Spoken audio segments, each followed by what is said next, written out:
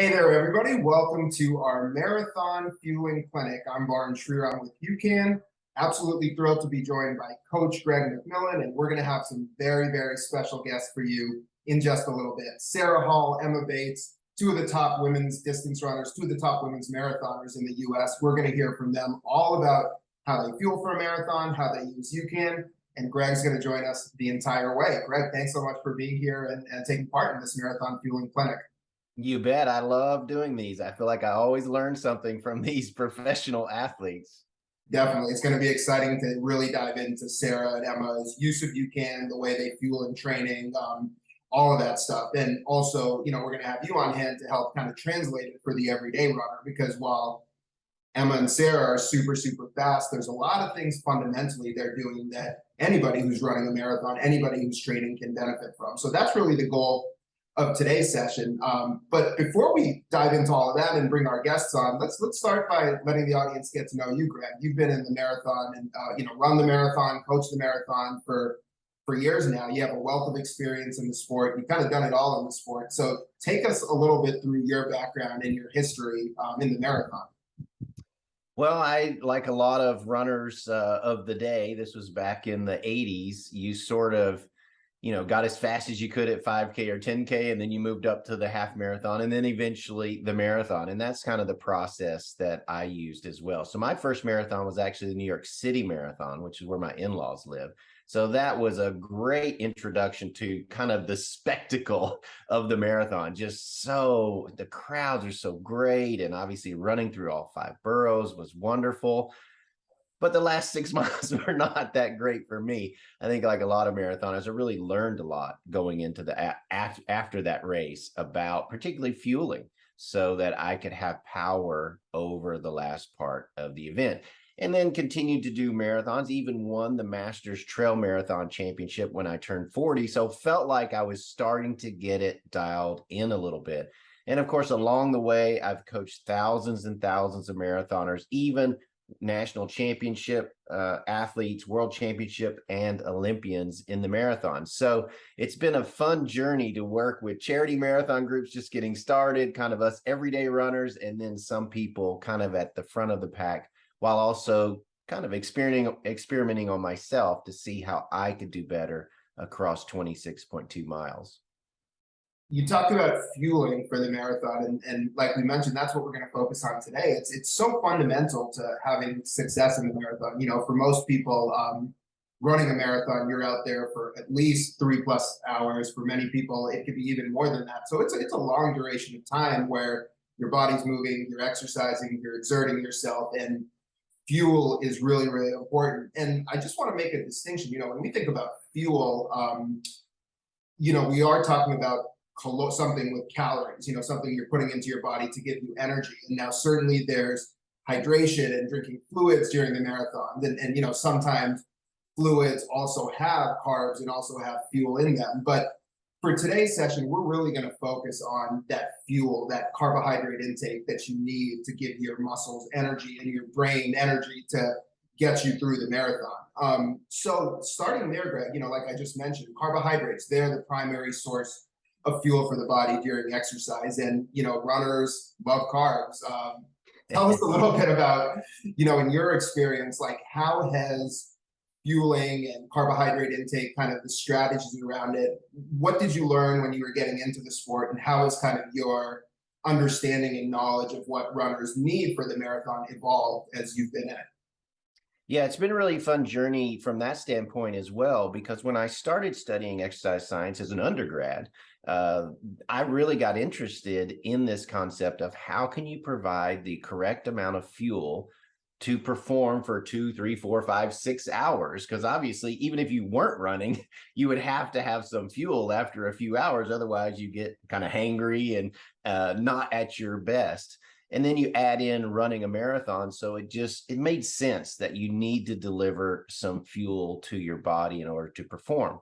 At that time, it was sort of all about fast acting carbohydrates. So you were told every 15 minutes, you need to drink 8 to 10 ounces of a 6 to 8% carbohydrate solution that was usually maltodextrin. That's something that would really quickly get into your bloodstream, boost your blood glucose levels to provide that carbohydrate to fuel your running. And then every 15 minutes, you had to keep doing that because, as most of us know, if you take in a lot of fast acting sugars, then you have a really big spike in blood glucose level. And then, of course, the body responds to that because blood glucose level is tightly monitored and it begins to lower. And so you can have a crash. So that's the spike crash that we talk about with carbohydrate fueling. And that's kind of the way it was for like 20 years. Everybody was trying to use that kind of mode, get in fast acting carbohydrates several times across each hour that you're racing to perform your best. And what we began to learn, particularly as we started seeing marathoners not going for 2 hours or 3 hour times, but more 4, 5, 6 hour times, that sort of constant flooding of your gut with fast acting carbohydrates, it just didn't work. I mean, you hear athletes saying, oh, that gel that I took at mile 5 was so delicious, but mile 20, it made me want to vomit just trying to get it in my system. So then we began to see this evolution kind of bringing in some more stable carbohydrate sources where we didn't have quite the spike, but it was more your blood sugar stayed more stable. And I think for a lot of us that really found that spike crash cycle really tricky to kind of nail during the marathon, because if you missed a feeding, let's say, then you could really crash. And that's what happened to me a few times early in my marathon career. So soon we began to see this focus on, okay, we want more stable blood glucose. We want a simpler fueling strategy so we avoid the spike and the crash. And we also now know, the brain, you need to keep it happy. And part of your fueling is not just carbohydrates for your, that you're going to burn for energy, but also it just makes your brain happy that your blood glucose level is stable. And that's where we see products like Generation UCAN coming in and, starting to show, okay, we can have a stable blood glucose across the event. You avoid the spike and crash, everything gets simpler. And for me, and I don't know how long we've been together with UCAN, but it's been probably over a decade. It just solved that spike crash issue for me. I didn't have any more of the GI issues that you can get when you sort of kind of over fatigue the GI system with fast acting carbohydrates. So for me, and I think for a lot of runners, it's been a real game changer to be able to fuel in a more simplified way, something that doesn't have quite as much risk with the spike and the crash, and to suddenly feel energy and power at the end of the race instead of sort of the pity party run walk that we shuffle to the finish line that happened for many of us for a long time. And what you're talking about, those feelings, I mean, these are things as you've been fueling with UCAN that you experienced yourself in addition to runners that you coach with, right? Like I remember that early back when you were using UCAN, maybe 2011 or 2012, when you'd run a marathon, you had kind of shared with us that you'd found a really good system where you could just fuel every hour with UCAN and it wasn't disruptive. So can you just kind of speak, you spoke a lot about that just now, but just like what you've experienced yourself and what kind of the most powerful things you hear from your runners are with this new way of fueling? Yeah, for me, I was really susceptible to the spike and the crash. I don't know if it's just my system being more, sensitive to carbohydrate coming in, fast acting carbohydrate, but I really struggled with I would take what I was supposed to take and I'd feel good for 5 or 10 minutes. And then I would kind of have this down period. And that was the race, was sort of managing this up and down mental game. And I didn't want to be focused on that. I wanted to be focused on pushing myself to perform my best. And then once I started using UCAN, all of a sudden I just had to fuel once an hour and then hydrate in between. Well, that was a lot simpler than trying to get it in every 15 minutes. Also, I didn't have any sort of like big spikes emotionally. It wasn't like, oh, I feel amazing. Oh, I feel tired. It was more steady where I could just focus on performing my best. And while I never had too much of the GI distress from using the fast acting carbohydrates, I had more of the sort of emotional energy fluctuations. A lot of runners, they have great races going and it gets abandoned because they've got to hit the portage on because their GI system gets upset later in the race. So what we find is with UCAN, we don't have those issues. People are not having the GI distress that they had with, sort of frequent fast acting carbohydrate intake. So that was a game changer for me, like I said, because then it just simplified my nutrition strategy. My sort of mental focus stayed more consistent. So then I was able to focus on racing and not so much thinking about my nutrition strategy along the way.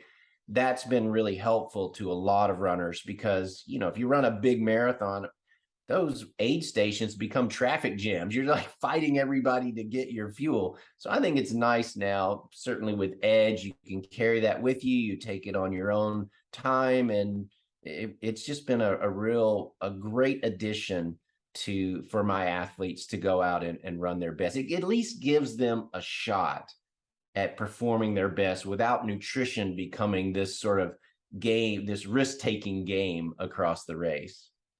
You've talked about this a few times, but the goal of fueling during marathon training or during a marathon, you've mentioned this idea of regulating blood sugar, and that being what we're trying to achieve. And I think sometimes, when people are training, they might look at the fuel of like, oh, what am I burning? What do I need to replace? Can you kind of just speak to that idea of like the goal of fueling and the impact of blood sugar control versus caloric replacement? Yeah, so there's two things we're trying to do in the marathon. One is keep the brain happy. And we know if you have stable blood glucose, the brain says everything is fine. You can go ahead and push as hard as you want. When you have this fluctuation in blood glucose, then the brain gets a little concerned because it's not sure if the next dose is coming and maybe you're going to crash, start sending more fatiguing messages to your brain to slow down. So it's really important that you fuel so you keep your brain happy. And then the second part is you have to keep your gut happy. If your gut is happy, then it can continue to take in the fuel. You'll want to take in the fuel. If it gets unhappy, and this is what we see across the marathon, it starts to get dehydrated. It doesn't want the same sort of quantity of this fast acting carbohydrate. You have to make an adjustment and you got to keep it happy because if it's not happy, you won't fuel later in the race. And that's what we see a lot is that athletes get halfway through the race. They start to have some GI issue by 16, 18, 20 miles in the race. They've started to decrease their fueling because their GI system's upset. That's exactly when they need the fuel. They need the fuel to keep the blood glucose steady for the brain, but then also the body's pulling some of that carbohydrate from your bloodstream to power the muscles. So you've got two important reasons you need to keep steady blood glucose when you're going out to perform your best in the marathon. Perfect, Greg. And that's a great foundation to set for us because steady blood sugar is really what UCAN is all about and really what sets UCAN apart from a lot of these fast-acting sugar-based fuel sources. So I'm just going to take a couple minutes here to just talk a little bit behind about what's the unique ingredient behind UCAN and also how it works compared to other carbohydrates. And then we're going to bring on Sara Hall, our first guest, to really, really dive into some of the tactical parts of marathon fueling and get into what exactly she does to have success.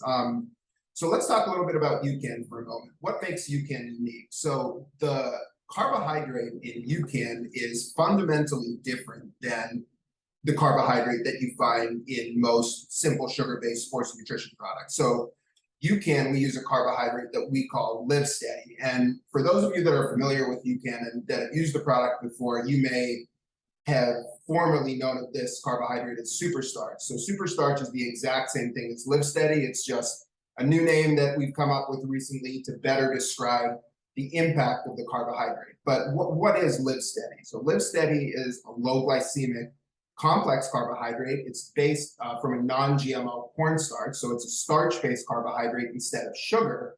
And it breaks down a lot slower and steadier than your traditional fast-acting carbohydrates. So this is delivering a really steady and even release of energy with no spike and crash. What really makes this so unique and such a groundbreaking energy source that isn't seen anywhere else is really the origins of this carbohydrate. So Live Steady was originally developed as a medical food for one of our founders' sons who had life-threatening low blood sugar. So these kids basically have to be fed every 90 minutes around the clock to give them energy to regulate blood sugar, or they get really, really low. And this could be really dangerous, especially in the evenings. So our founder's son, Jonah, he has this condition. And about a decade ago, his family, through years and years of research, they basically discovered a cooking technology that when you apply it to starch, causes it to break down very slowly and steadily over time. It ultimately got to the point where Jonah and kids with this condition were able to take this really steady release starch. They were able to take about 3 servings of it prior to sleeping at night, and it kept their blood sugar even for 8 hours. So, instead of what Greg was talking about earlier with these high glycemic fast carbs that come in really quickly, this Live Steady is coming in very, very evenly and just trickling in and giving your body the kind of the right amount of energy at the rate it needs it. This was really groundbreaking for the kids, for the family. We wanted to figure out, what would happen if athletes, if runners, if people exercising use this product. Greg's already told us how much everybody can benefit from stable blood sugar. So we thought, hey, we've got something that's doing exactly what Greg's describing, doesn't have benefit for athletes.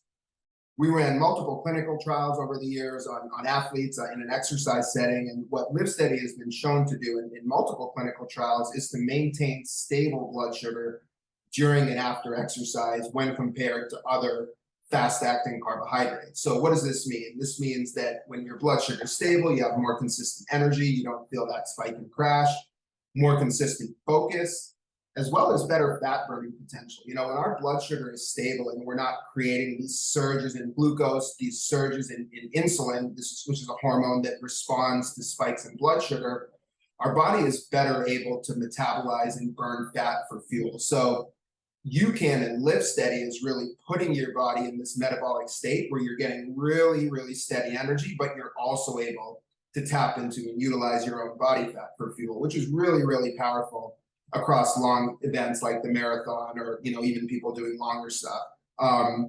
And finally, about Live Steady, it's a patent ingredient that's completely unique to UCAN products. So, with most sports nutrition, you flip around the back of the label, you're going to see simple sugars like fructose, dextrose, sucrose, or you're going to see maltodextrin, which is a more complex carb, but it still gives you energy very quickly.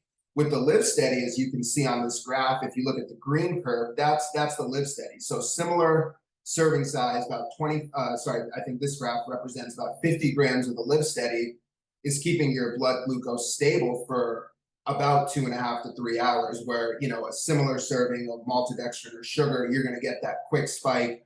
And then about 30 minutes into your run, your blood sugar is going to be dropping and you're going to feel that urge to refuel. So with Live Steady, with UCAN, it's a fundamentally different ingredient that's giving you energy. It's also delivering energy in a different manner than your traditional sugars and fast carbs. So it stands to reason that there is a different fueling protocol with it. And that's really what we're going to spend a lot of our time today talking about. What exactly should you do from a fueling standpoint if you are using UCAN? Like I mentioned, Greg's going to kind of talk about the experiences that he's had with his runners, all the runners he's coached. We're also going to hear from some really high caliber athletes talking about how they use it in training. So that's what's on deck here in just a couple moments. Greg, before we get to Sara Hall, our first guest, anything you wanted to add just on the science or kind of the uniqueness of Live Steady? Well, that graph says it all, right? It's what we've been talking about. If you take in fast-acting carbohydrates, they do what they're designed to do, which is cause a rapid increase in your blood glucose level. But as the graph also showed, then there is a corresponding drop in blood glucose as the body tries to it has to respond to that increased blood sugar level. And that begins that spike crash cycle that we kind of want to avoid. That's why I like the green section. It's a little bit easier on the body and the mind. And that's it's just proving itself to be a great solution. Obviously, we have a couple of stellar athletes that are going to attest to that. But from my standpoint, coaching thousands of runners around the world to do their first marathon or their 50th marathon, I'm just finding it to be a great starting point for their fueling. Just use this, get through the runs, modify, experiment, and see what you like as far as flavor and timing. But we're avoiding the spike crash and we're avoiding the GI issues. And for a lot of us, that's a real win. Excellent, Greg. Well, thank you for setting this foundation for us. This was a helpful background as we dive into the discussion. Let's pause for a moment. Coming up next, we're going to have Sara Hall.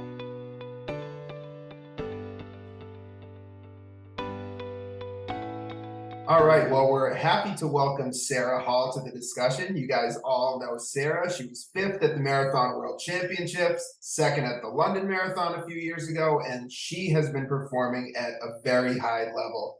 And she's getting better. So Sara, we're going to hear some of your secrets. Who better to join us for a discussion on marathon fueling? But how are you doing?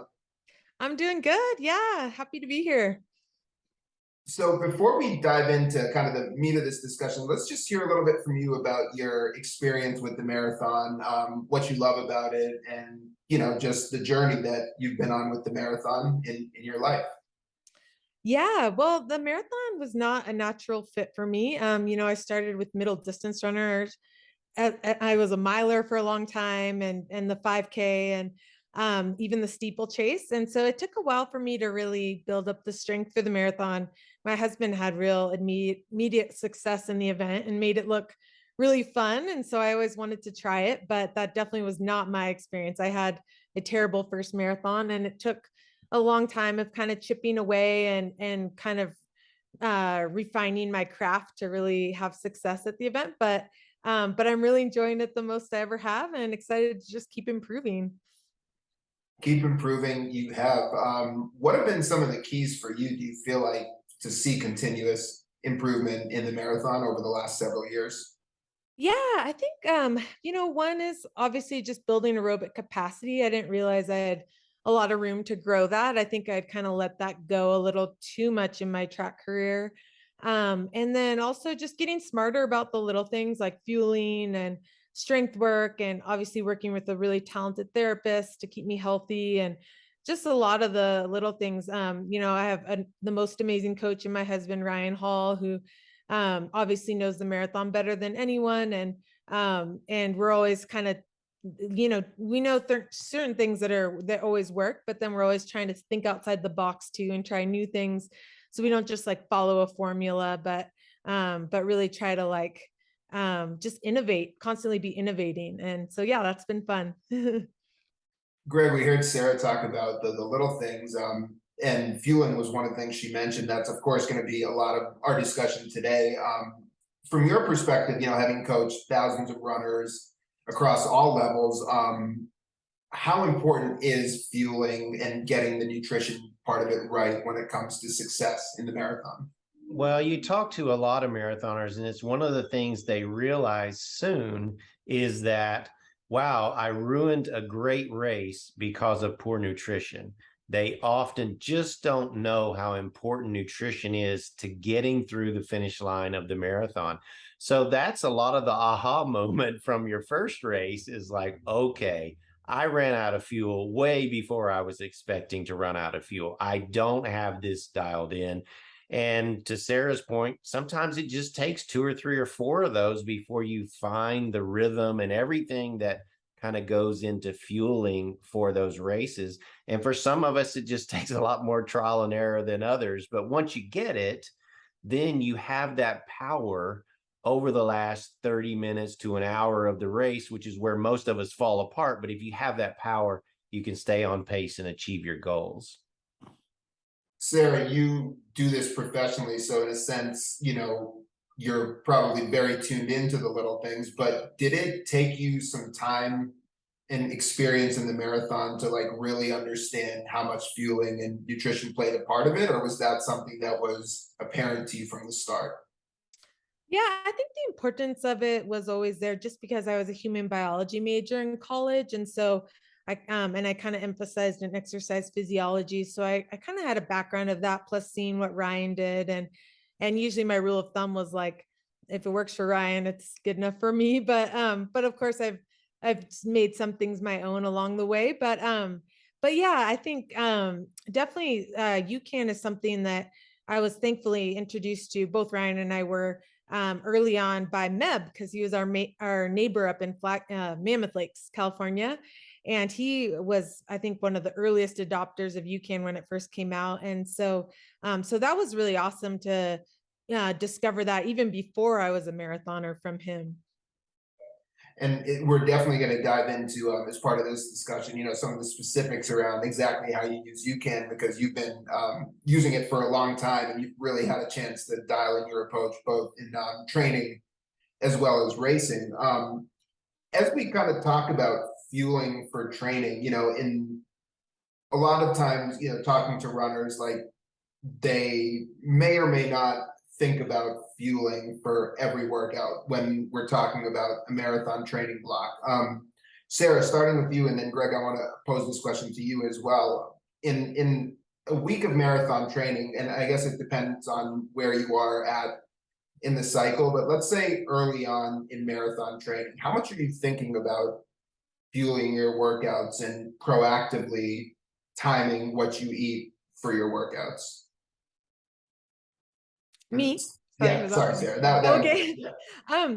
Yeah, all the time. I would say even when I'm not in the marathon build, it's something I'm attentive to, just because I think that you can train your stomach well to like take in more and more fuel. And so that's something that fuel is a major limiter in the marathon. So I think a lot of people, like, they just have sensitive stomachs and they can't handle a lot, and that's a big detriment. Like, I think that's one of my strengths as a marathoner is I have a really iron stomach, and I can just I could guzzle like tons and tons of fluid out there, like more than I actually need. And so it's something that I'm kind of always working on. But yeah, I mean, I think following the rule of don't try anything new on race day, it's like you want to, as much as possible, be used to what foods work for you, what fuel in the race will work for you, before what breakfast before a hard workout, that using that same one for a race. That's all really important.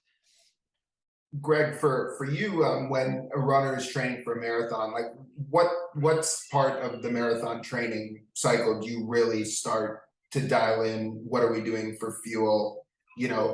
Preaching the importance of even fueling before your run. How do you kind of make that determination of when that really becomes a focus? Well, I think early on, like Sara mentioned, a lot of times with sort of the recreational runners that I work with, you're just trying to get them attentive to how the nutrition makes them feel and perform, because sometimes they see that as separate. But when you're professional, it's all one, right? When you're eating, you're training. When you're training, you're training. And so getting recreational runners to see that tie and begin to make those connections so that, oh, if I eat this meal, it typically works really well with my digestive system and I perform better. Well, that just makes the rest of the training cycle easy, because, eat that meal every time before a big important event. And as Sara mentioned, you start dialing in, okay, this works good before, during, after my key events. Then when you get to the marathon, you don't have to worry what you should have the night before, the lunch before, the breakfast before. You have all of that dialed in. So I like to talk to them a lot about starting to make a connection between what you eat, how you feel, and how you perform, and start whittling down what your favorites are, so that around any of your key training components, exactly what you should eat to give yourself a higher likelihood of having a great day. Because again, you have an important workout coming up, you don't feel good, that seems like a missed opportunity, or you're not able to get as much out of that workout as you could if you had had nutrition that kind of worked for you. So trying to get people to think a little bit about that connection together, who maybe were never athletes, never kind of made that connection, that can sometimes make a big difference in their training, because the quality of the training just goes up and up and up. They have fewer of those kind of bad days because they're not fueled properly. All really interesting points. Sara, in terms of, or I'll kind of pose this and we'll start with you, Sara, but fasted workouts, you hear runners talk about training on an empty stomach, training fasted, and sometimes there's a strategy in play, which I want to talk to you guys about. Other times it might simply be because they either don't realize the importance of fueling, they've kind of heard something that makes them afraid of the impact that certain fuels will have, on metabolism or body composition, right? Like things like that, or it's just hard to find something that goes well in the stomach. So you train on an empty stomach. But sort of the strategic fasted workout, for you, Sarah, like how often do you do that, and what's for you the reason and the strategy behind doing that?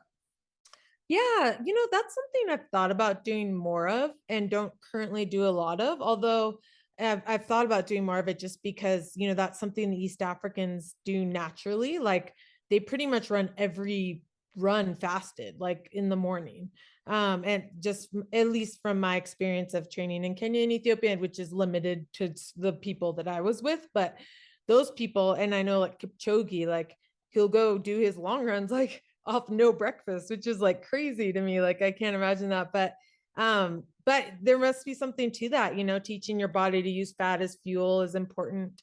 And not from like I've said that before on social media and I've gotten like canceled because people are like, think it's like a weight loss thing, but it's not even like a weight loss thing necessarily. Like being able to be efficient at using your fat as fuel is just basic like endurance. Like you don't want to just be completely dependent on carbohydrates, like because you'll deplete those glycogen stores. You have to be also efficient at using fats as fuels. And so that is the fasted training just teaches your body to do that a little bit more efficiently. And the reason I haven't done it is I like to keep my workouts really high quality, and you sacrifice quality if you're going to do that. The times I've implemented it a little bit has been cross training if I'm maybe injured or like something, because those workouts, like I don't really know what's good for me on the bike or something, so I'm like a little more willing to just sacrifice performance on there. But yeah, as a general rule, I would say it's definitely an intriguing thing I'd like to try more of, but haven't done a lot of yet. Greg, kind of what's your reaction to that? And obviously there's a perspective for somebody like Sarah and what she's trying to achieve, and then there's also the perspective for whether or not it's beneficial for the everyday runner or the recreational marathoner. So yeah, just curious, what are your thoughts kind of on both of those? I feel like it's next level aspect of your training. So for most, certainly beginning marathoners or people who don't have a lot of experience, fuel and get through those runs, because surviving the runs and building that endurance, that's like step one, is be able to cover that distance, have the musculoskeletal system to tolerate it. And then once you plateau with that, you've got the long runs in, you feel you're comfortable, then you start looking at the next level things. And that's why you see most pro runners talking more about, because Kipchoge, he can run 20 miles in less than 2 hours as an easy pace. For most of us, it takes a lot longer than that. So I just start with, let's just make sure you're completing your runs of a high quality first.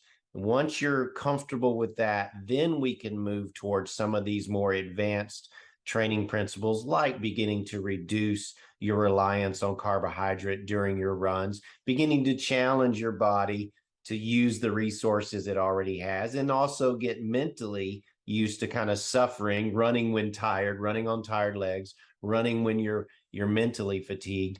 To me, that's the next level. The first level, prove you can do it, get through those runs, high quality, learn a lot, and then each successive training cycle, you can begin to refine what you're doing to get more. So I'm a little bit like, you got to know where you are in your running career and what you need to work on to make all of these, because nothing is a blanket, right? There's not every training works for everybody all the time. So you have to kind of tease it out, in my opinion. Definitely. And that's a great perspective. There's a lot of things that if you're trying to run at a professional level, you're going to want to do. If you're trying to do it, at a different level, may not have the same benefit. But that's going to segue me into one of those things that does not apply is UCAN. UCAN is definitely something that can benefit both the professional runner as well as the recreational runner. And, as we were talking about fasted training, one of the aspects and the benefits that Sarah brought up was just teaching your body to become more efficient at burning fat, which is, a great way to become a more efficient endurance athlete and just have better energy, a diversified energy source. And with UCAN, one of the interesting components of it kind of metabolically is because it's so steady releasing, slow releasing, and it's not creating that spike. It is setting your body up to better utilize carbohydrates and fat with the fueling protocol. You're not needing to dump as much fast acting carbohydrates during training into your body when you're fueling with UCAN.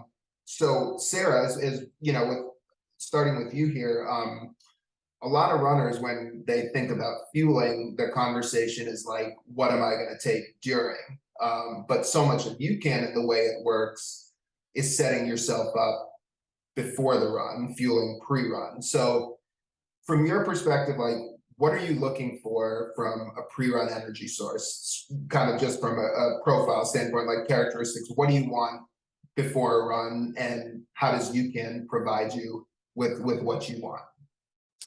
Yeah, what I'm looking for before run, and this goes back to like when I was a human biology major, was learning about insulin and how carbohydrates affect your blood sugar. And I've actually even used like a continuous blood sugar monitor on my arm that shows you exactly the effects food have on you. And it's crazy what if you just eat like, you know, a couple, like a bagel and a half, like white bread or like rice or something, like how it can just spike your insulin like crazy and then drop your blood sugar super low. And so I remember learning human biology, like you would be better off like not eating anything than eating like a really high glycemic meal right before you run, because your blood sugar will actually be lower like an hour or whatever, like into your run when you're running, like it'll drop way lower than if you had just eaten nothing. And so that really taught me the importance of choosing the right type of carbohydrates for before a run. You want a steady stream of carbohydrate in, not affecting that insulin to spike. And that's what's really unique about UCAN is you can do that while also have it be something that's easy to digest. Because the downside of things that don't spike your insulin is usually they're not spiking your insulin because they have a lot of fiber or they have a lot of fat or something like that. That tends to slow the carbohydrate into your bloodstream. But the thing is, those things lead to stomach distress. Before, you don't want to slam a bunch of kale before you run. So you want to keep things like, yeah, easily digestible. So that's, I think UCAN is really unique in that there's nothing really else like it out there, in that it can be both easily digested and also absorbed slowly to give you kind of sustained energy throughout the run. I think where you definitely feel it is like half hour and on in your run. Like you might feel good in that first half hour after a high insulin meal, but it's like once that blood sugar really starts to dip is when you really feel it later. And it works great for busy athletes, right? People that are working a full-time job and squeezing in their training. It's easy to miss a meal, and you need something, but what can you eat? What can you not? And I just find it works great for that really time crunched runner who needs to get something in. So they can have higher quality training, but they can't stomach a meal. To me, it's just a great go-to for those types of athletes. That element of not, like, Sarah, the way you broke it down, kind of talking about slamming a bunch of kale, and like that's just not feasible, right? Even though it might not be insulin spiking. And the for you, Greg, like hearing that too, what are some of the challenges that you hear from runners when it comes to pre-run fueling? Like if people aren't getting it right, what are typically some of the reasons? You talked about the busyness element, and like depending on when you're fitting in your training, it's just tough to time, having the right thing at the right time. But what are other reasons people aren't getting it right? I feel like a lot of times it is, again, not making the connection between what they're eating and then what the training is going to happen. People that are working, they graze on food, or then they, binge on food because they miss their lunch, and then they try to go out and run. So we have a lot of GI distress that, again, ruins an opportunity for a great training session. So I just think it comes back to just dial in, start to learn what you can take in, when, and then get that consistent. And then you can just put it on repeat. And okay, every Wednesday I have a serious workout. Well, this is what I'm gonna have for breakfast, lunch, and dinner. And you kind of dial it in and make it a kind of automatic pilot. And when you do that, then you have a better chance of having higher quality workouts. And if you can string a whole bunch of those together, then your confidence goes high and your performance should follow. So getting specific on UCAN, Sarah, let's go a little bit through like your pre-run regimen with UCAN. So, and maybe you can take us through, a couple different types of workouts. Certainly, what you would do before a long training run with UCAN, but then maybe also what you might do before another type of workout where you'd also use UCAN. So start wherever you'd like.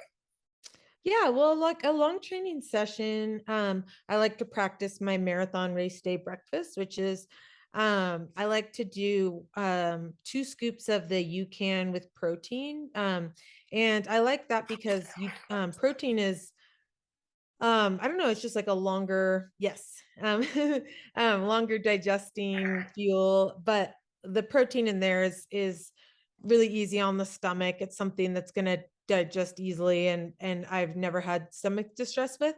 And then I like to also add a couple more scoops of the plain UCAN powder, that just to add more carbs. Like I'm looking to get like 300-ish calories of carbohydrate for my breakfast. And I'll do that. If it's a workout, I don't like getting up super early, so I'll maybe throw that down like an hour before the workout and I'm fine.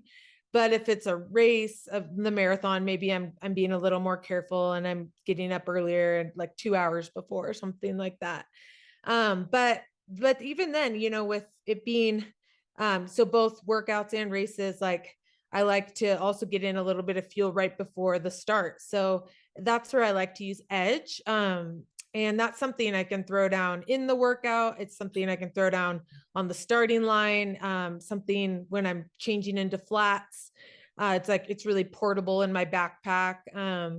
And it's the similar composition to the plain UCAN powder that I was adding. And so yeah, it's good to just keep that steady stream going. Like the goal is like not giant meals. Like you don't want to throw 800 calories at yourself. It's more like, can you divide that up and get it in like smaller chunks leading up to it. And it's all about practice. Like some people may not be able to take something right on the starting line, but that's all part of the art of it. But for me, I can throw that down. I've even sipped on another one of those shakes like right before a marathon before, and been fine.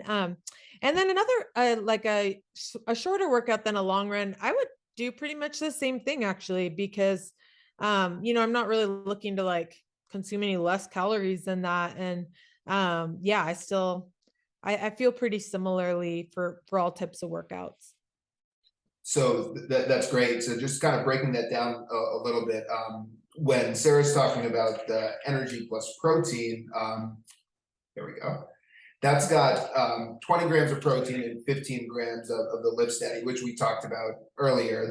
That's the unique steady release starch in UCAN. So you're kind of using that as your breakfast, right? Like you talked about protein being satiating, and then you're getting some carbohydrate, and you're not having any solid food breakfast prior to a long run. That's essentially serving as your breakfast, would you say?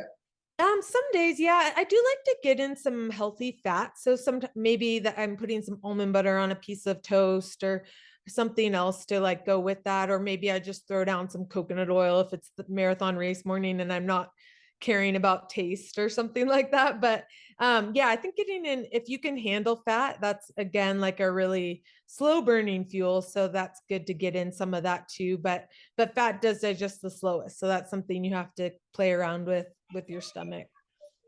And then Sarah talked about using the unflavored UCAN, and this is the energy powder, which I'm showing you guys the cranberry raspberry here, but it's similar in terms of nutrient composition to the unflavored UCAN. So it's going to be, if you're using 2 scoops of that, it's going to be about 50 grams of carbohydrate there. So kind of between everything you're using with UCAN, you're getting about, I guess, 65 to 70 grams of the Live Steady carbohydrate. You're getting some protein as well. And like you said, that gets you pretty close to about your 300-ish, 300 to 400 calorie breakfast, along with the other stuff you're adding there.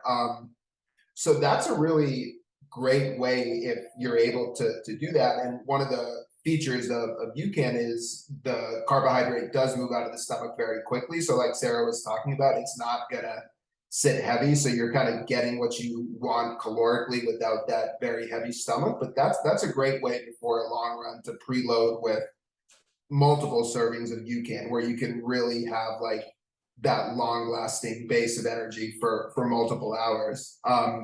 Greg, that's kind of an evolution with UCAN that we've kind of learned over the years, right? Where like initially, I mean you've been using and recommending UCAN for maybe close to a decade now. And initially it was definitely more about a serving at a time.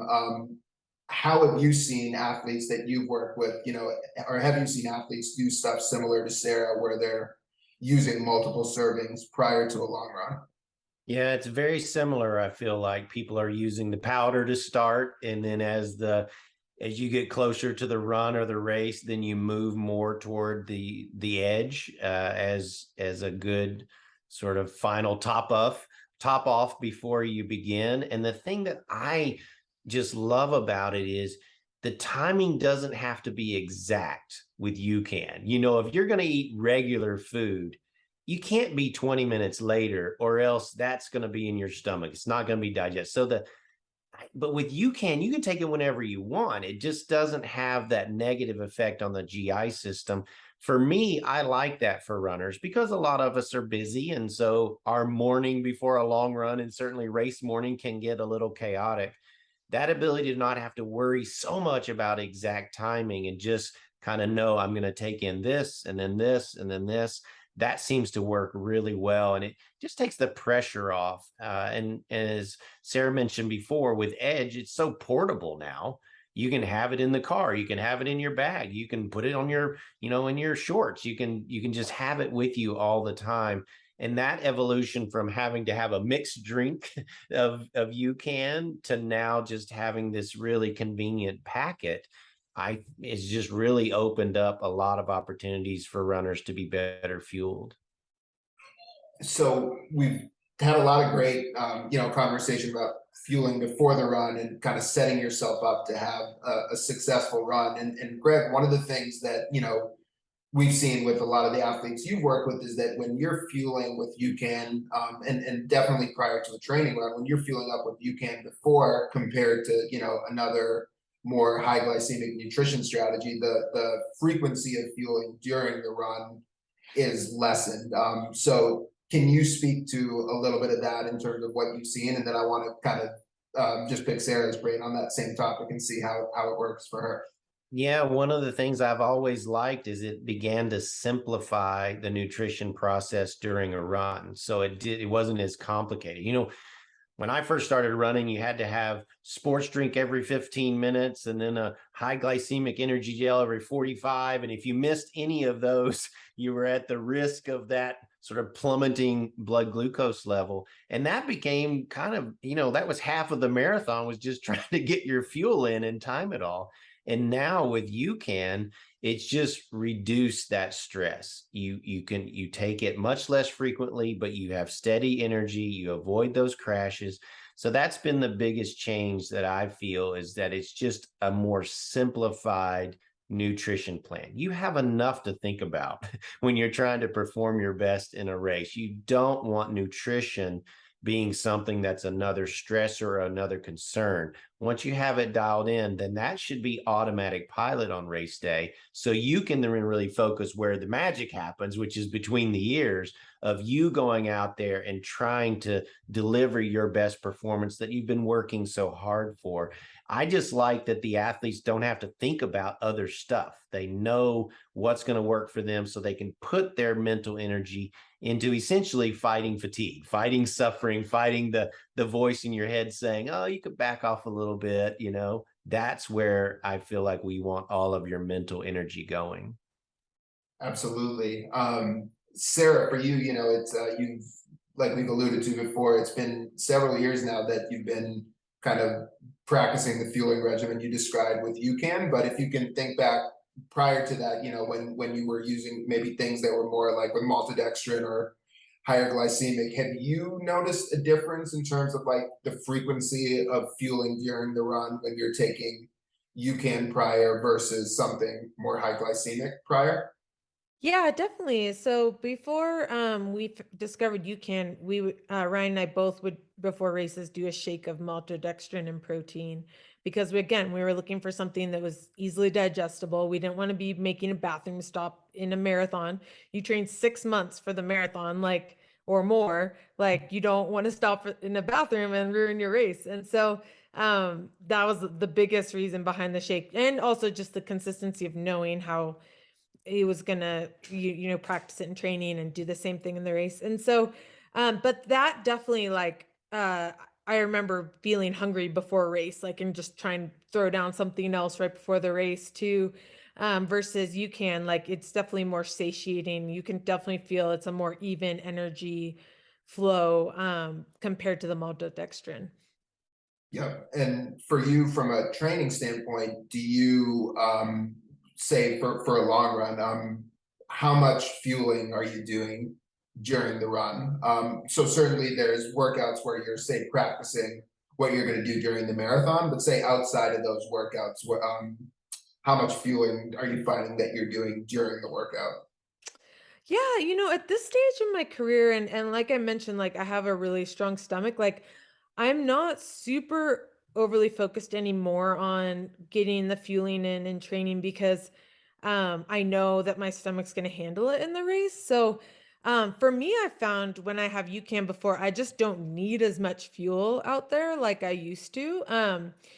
And so yeah, so it's more relaxed. But before it used to be like every 5K, Ryan gives me the bottle or things like that. Now it's like whenever I need it, I ask for the bottle, and I'm training up at altitude and it's super, you're breathing crazy hard in some of these tempo runs. And I don't really want to drink because I start hyperventilating if I do that.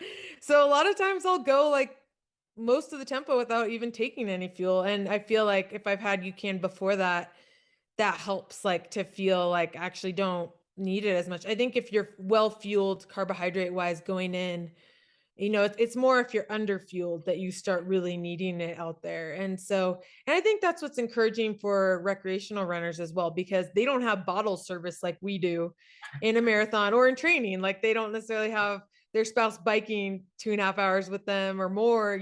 They're out there even longer than we are. And so they have to really fuel well going in to that run, because they don't always get that fuel out there in the same rate we do when we have concierge service. So so I think that's where can really, if you can fuel going into the run well with that, both the day before, the morning of, you're going to need less out there, which is nice. Absolutely. Well, that's all great stuff. We're going to dive a little bit more into fueling during the run, coming up in a little bit with Emma Bates, who we're going to chat with about her experience. So we're going to save some of this conversation, even though we could talk a lot more with you about this, Sarah. And we are going to swap over to chatting about recovery, because that's definitely another key element of marathon training. So Greg, I'll start with you. For runners, so many things to think about, right? There's the training, there's what should I eat pre and during. How should, and recovery is very in vogue, and I would say, right, and rightfully so. I mean, it's very important, but it's also something that there's a lot of tools and different things that you can use for recovery. How should like a recreational runner think about recovery nutrition, and what part of the training cycle does it become important to really focus on what you're consuming after a workout? Well, we know the harder you run and the longer you run, and or that you run, that's when you're really depleting your energy stores. And we know you want to get that recovery started as soon as you possibly can, so that you have a better quality run the next one out. So for me, on those days, and that might be 1, 2, or 3 days a week for most of us, those are the days that we really need to focus on having our recovery nutrition at the ready. And sometimes that starts within the run. You can take a UCAN edge, 30 minutes before the end of your run. That helps you get a head start on your recovery. Then you finish and you can get in the protein and carbohydrate, like Sara mentioned, she starts her morning with, and that helps you recover faster. I mean, she'll tell you, if she could recover faster, that just makes training better. And so that's why the pro athletes are always looking at, how can I speed up my recovery? Nutrition, ice baths, massage, all of those things are designed so that you're ready for the next training session. So I feel like for us recreational runners, we need to have kind of the same mindset. If we're doing something that's intense and or long, that's where we really want to focus on nutrition during and immediately after. So then you'll feel better on your next run.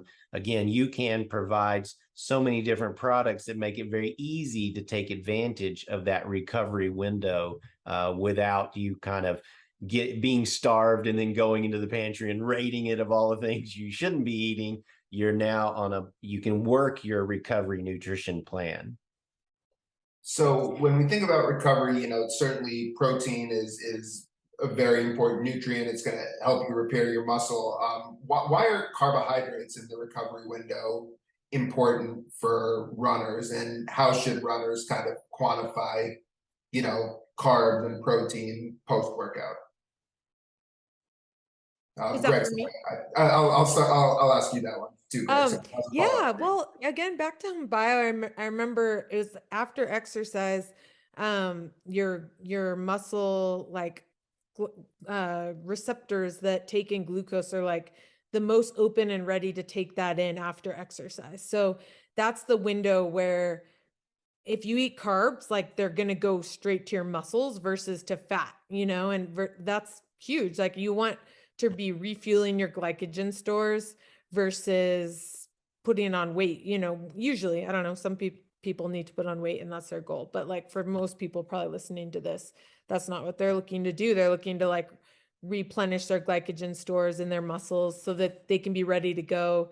For us, it's a lot of times in the afternoon for another run or the next day. And so yeah, that's why that 30-minute window, or just as soon as possible, having carbohydrates afterwards, as well as protein, is important. Greg, would you Yeah, it's spot on. I mean, the body says, the body's smart, right? It says, I no longer have this. I need to get this back, right? It's a survival mechanism, is our history with it. So we just take advantage of that as runners. So we know, okay, the body's way more receptive to restoring all of this fuel that I burned and then rebuilding the muscle tissue that gets stressed during the training. So that's why, and I used to require the athlete, hey, if you come to the track, you have to have your recovery bottle with you. If you don't have that shake ready for immediately after, then you're missing an opportunity, because it could be, 45 minutes, an hour and a half before you get back to kind of sitting down for a meal. We don't want to miss that window of opportunity to accelerate your recovery. And it's an easy thing to do. Because if, I'm sure Sara's this way, you finish a real hard run, you're not really ready to eat a big meal immediately after, but you can get in that more liquid nutrition or the edge. You can get that in very quickly to speed up that, and then you can go have your proper meal. So for me, I've been writing about it for years. Let's take advantage of that kind of glycogen window right after a hard workout or a race to then, help your body out, help it recover a little bit faster. And as we talked about, then you'll feel better on your next run. And certainly it'll be of higher quality. And that's what we're after. For the recreational runner in that post-workout window who isn't necessarily needing rapid glycogen replenishment, but may have, body composition goals or things of that nature, like, can you speak to kind of the difference between, say, fueling with the UCAN energy plus protein recovery that has Live Steady, which is going to be more slow releasing, versus something, a carb protein drink that might have 15 or 20 grams of sugar?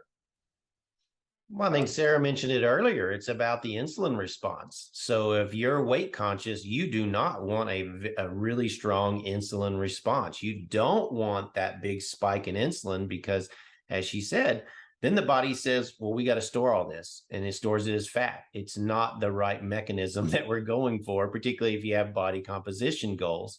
So that's why I feel like something with steady energy that you can get in makes a lot more sense, because it kind of works with the body and how we want the body, the effect we're going for. So for those runners with, body composition goals, I feel like it's way better to take in something that has offering steady energy than ever taking in something that creates that insulin spike, because that's essentially running counter to what your goals are.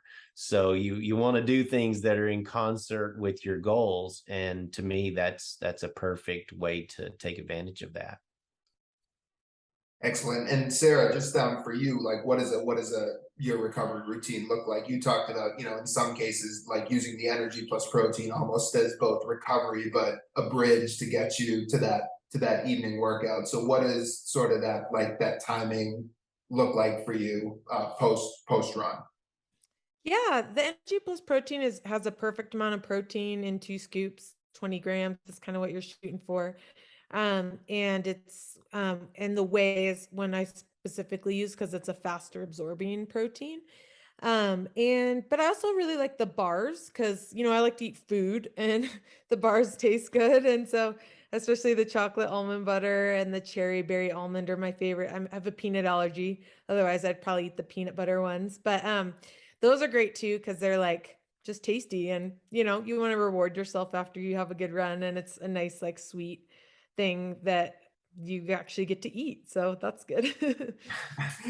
Absolutely. Well, this has been great, guys. We've covered a lot here with Sarah. Sarah, I've got two last ones that I'm going to hit you with before we wrap up this portion of the discussion. And like I mentioned, we have another great guest coming up here right after Sarah and Emma Bates. So you want to stay tuned for that. We're going to dive into some more unique aspects of UCAN, fueling.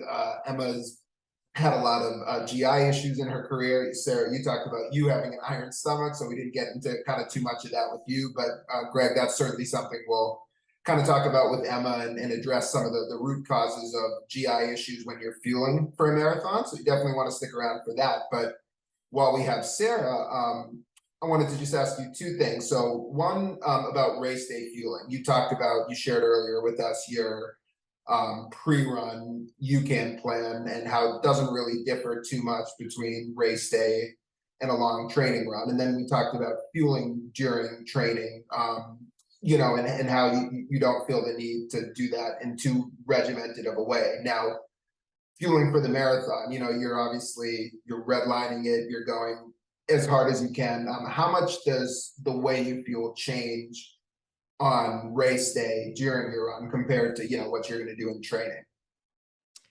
Yeah, it doesn't really change too much for me because I have access to bottles out there.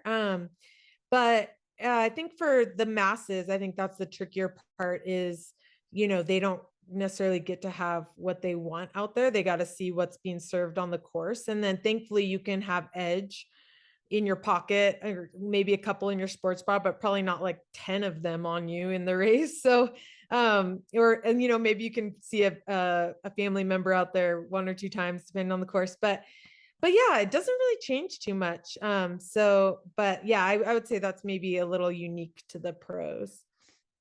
Yep. And Greg, you've often talked about like sort of the different strategies of fueling with UCAN during the marathon. Like you could go all UCAN. There's also sort of a combo strategy that can work really well where you're front loading with UCAN and then during the race, you know, using something higher glycemic. And you know, I think it's good for runners to hear this because a lot, like it doesn't have to be all or nothing. Sarah, I know for you on race day, that's something that you'll do is, you know, kind of have the UCAN as your base and mix in some higher glycemic carbs during.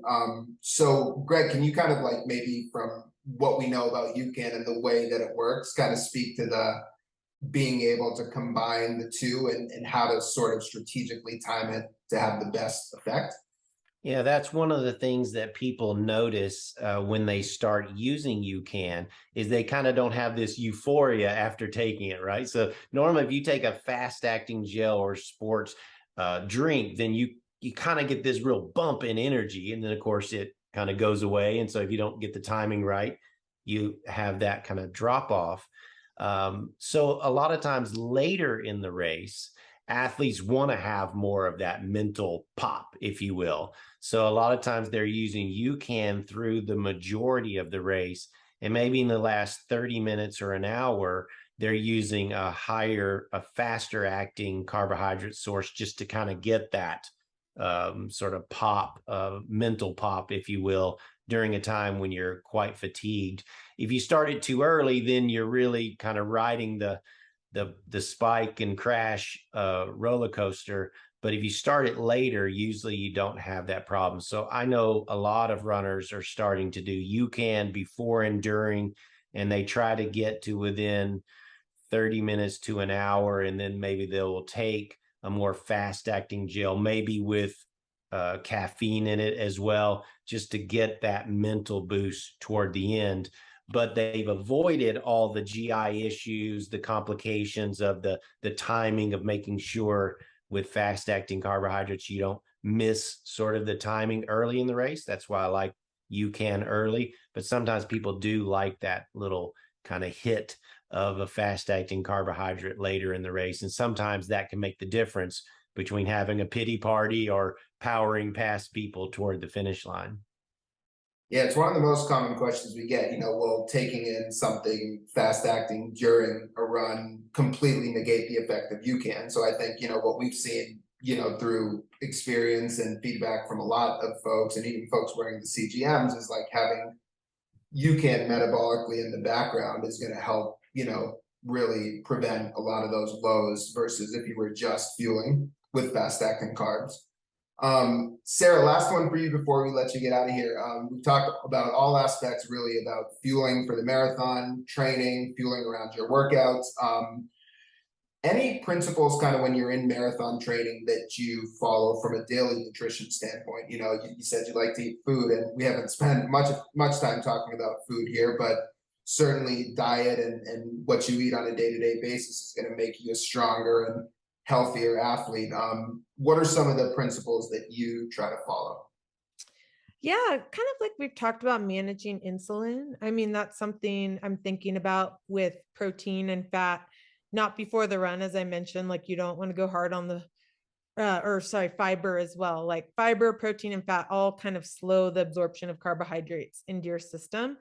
And so, you know, anytime I'm having a meal, I'm trying to have vegetables or fiber, protein, fat, carbs, like all four of those, so that I'm getting like a steady release of carbohydrates into my system besides breakfast. Breakfast is, you know, where I'm not trying to get fiber. I'm not trying to get that stuff. So the rest of the day, I'm thinking about that, but I'm also balancing it with GI stuff. Like if I go hard on the fiber, even like the day before a really hard run, like I'm going to be feeling that the next day. So like you know, it's kind of balancing like sometimes my diet is like I'm eating pasta and rice and like mac and cheese and stuff because like actually like I'm going to be out there for 26 miles tomorrow in training, and like I don't want to have kale the day before that and stuff. So it's kind of balancing what's healthiest with also like performance and what your stomach can handle. It's always kind of that balance, but in general, trying to get in as nutrient dense of food as possible.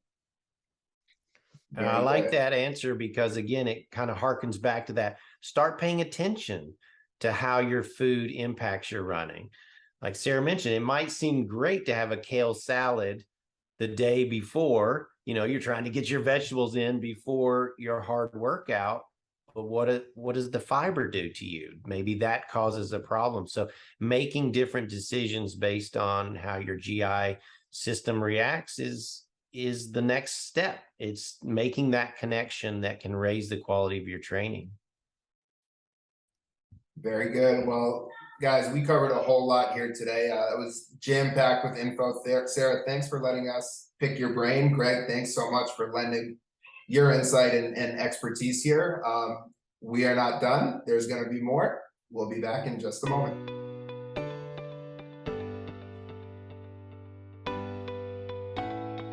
All right, well, now we're joined by Emma Bates, professional marathon runner. Really excited to have Emma with us to take part in this conversation on marathon fueling. Emma was 7th at the Marathon World Championship. She finished 2nd at the 2021 Chicago Marathon, and she set a 1-minute PR at the Marathon World Championship. So Emma, your best days are ahead of you. Thank you so much for joining us. Thanks so much for having me. Happy to be here.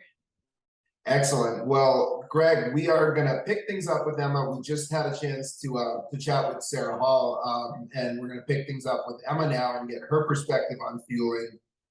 Before we dive into that, Emma, just to get to know you a little bit for our audience, tell us a little bit about your background in the sport, and specifically what drew you to the marathon. I've been running since I was 12, so I've always loved to run. And the most memorable experience of my first running competition was gym class when I was in kindergarten, trying to beat all the boys. So I've always been a very competitive young person. And then growing up, I started joining cross country and did track and fell in love with the sport. And eventually I found my niche in the marathon. I always knew that I would be better at the marathon just because I always loved long runs and, just kind of pushing myself for as long as I could. So I knew that the marathon was going to be pretty special, but I didn't really realize the capacity that I would have to succeed and grow in the sport as much as I have. And it's been a wild ride, but something that's really special to me. And I just love the marathon experience and the atmosphere that I get every time I go to a marathon. So you've got 6 marathons, under your belt now, soon to be 7. What's that journey been like? What have you learned kind of from marathon 1 up to through, marathon 6 at this point?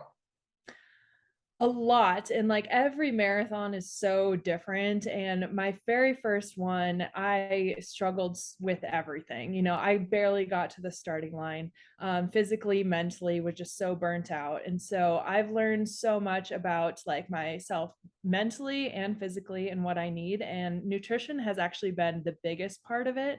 I didn't know how to fuel properly for my first marathon, and every single marathon since then, I've learned so much and have improved so much more just because I finally figured that out. So when it comes to fueling, Emma, and that's going to be one of our focuses, the main focus of today's discussion, what are the challenges that you faced with fueling? You talked about having learned a lot about fueling. What are some of the things that were struggles with fueling as you started in the marathon? Yeah, my first 5 marathons were really brutal. And my stomach hurt so bad whenever I would take anything down, and I couldn't keep things down, especially during the races. I would try to practice during, training runs, but I still was just having so much distress and would just feel awful afterwards. And the recovery process was so prolonged just because, I was either, not keeping anything down or not getting enough down, or it was upsetting my stomach. So I couldn't eat the rest of the day. So it was just becoming such a daunting task for me to, actually want to fuel during my training runs and races. So every time I got to, a fueling station, I would just dread it so much. And it would just completely knock me out the rest of the day. So after races, it was just so hard to get any kind of fuel down afterwards. Greg, when you hear Emma's story, you've worked with athletes of Emma's caliber, you've worked with first-time marathoners. How common is what Emma's talking about in terms of what you hear from athletes? You hear it all the time. You're fit, you're ready to race, and it gets ruined because you can't fuel. And it's really sad to do all of that work to get ready for this big event, and then you just can't perform up to know what you can do. You know you're fit, you know you're ready. And it's frustrating. It's frustrating as a coach because you're trying to help the athlete find a system that works perfectly so they can go out and really reveal their potential in that race. It's very, very common. And unfortunately, there's a lot of trial and error you have to go through. So I think it's wonderful when you hear from athletes like Emma and Sara and talk about, all right, what'd you start with? What'd you change to? What have you figured out works for you? I think all of us kind of have, our experiment of one where we're trying to figure out what works. But it's nice if you have a head start on, hey, this is my scenario.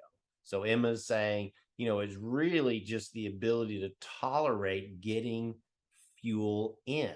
That's her issue, is getting that fuel in. Okay, how can you overcome that? Because if that's my issue, I want to know what works for her, because that shortcuts my experimentation in training. So I love hearing from everybody that's had issues because it shortcuts the learning process for a lot of athletes, I think. And we definitely are going to hear about what works for Emma, but not quite yet. I'm not going to do that in just a moment. But Greg, sticking on that for a minute, what are the causes of GI issues? What is it about running distance, training for marathons that makes it difficult to ingest stuff and put stuff into your stomach? Yeah, it's really interesting because the digestive system changes across a race. It can tolerate different things at the beginning of the race than it can later in the race. As it gets fatigued, as it gets dehydrated, it doesn't tolerate the same fueling. So if you're putting in fuel that it's happy with early but can't tolerate later, that's what typically happens to most marathoners. They're happy with that gel they're taking at mile 5, but at mile 20, it makes them want to vomit. It makes them want to throw up. They just can't even imagine getting that in their body. So we have to respect the GI system is adjusting. It's changing across a race. So how can you be nice to it so you can get that fuel in and it can stay happy? You can keep your blood sugar steady. You can keep your brain happy because it's not concerned you're running out of fuel. That's been the big trick in nutrition, is be able to keep the gut happy, keep the brain happy. If you do those two things, then you can let your fitness deliver you to the finish line. And as Emma has mentioned, if you can't get that fuel in, you're not going to run to your potential. So it really is about figuring out, okay, how can I keep my GI system happy? And to be honest, fast acting sugars fatigue the GI system. When it's dehydrated, when it's sort of fatigued from so much sugar, it does not like it as much as it does when it's not dehydrated. And that's what we see across the marathon, is later in the race, the gut is just saying, I don't want this. I can't tolerate this. This is not working with me. It's not going to fit in to my ability to sort of deliver that fuel to the bloodstream. And that's why have always kind of been looking for this secret sauce to be able to fuel correctly without making the GI system very unhappy or the brain getting unhappy because you're not fueling enough. We're going to get back to Emma. I just got one more follow-up for you, Greg. You talked about the fast-acting sugars, and what they do to the GI system. With a lot of the fast-acting sugars, because of the osmolality of the molecule, you need fluid to get it out of the stomach, right? So can you just kind of talk about the impact of that, where if you are taking in the fluid required to eliminate the fast-acting sugars, what might the byproduct of that be? Yeah, so that's a really important point. So you can take that gel early in the race with less fluid than you need to later in the race.